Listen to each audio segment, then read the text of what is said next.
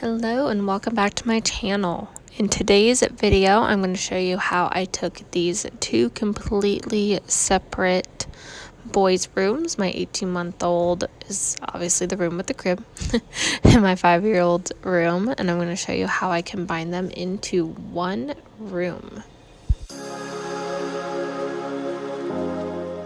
So first things first, I needed to clear off this wall space because this is where I had envisioned his bed going. So the toys and the chair are all moving out into the living room, and the chair actually ended up in my bedroom. So if he does get upset at night, I can still take my baby boy in there and rock him. Next, I had to vacuum up that space because it had been a while since I had moved all that stuff and gotten under there. So once that was clean, I went into the 5-year-old's room and I got his bed kind of taken apart, took the mattress off, left the frame intact, and just moved everything over with, of course, my 2 little helpers.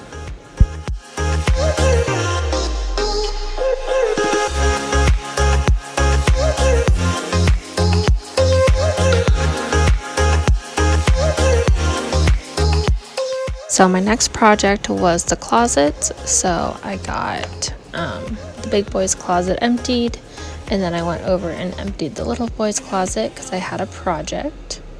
So I went ahead and I installed a rack just using a shower curtain rod, and then I got the little rod holder things, and I needed my power tools.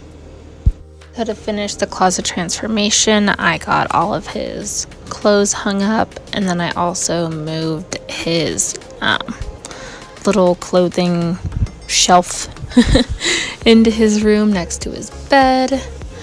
And this was the final product. I thought everything looked really clean and organized and not too overcrowded.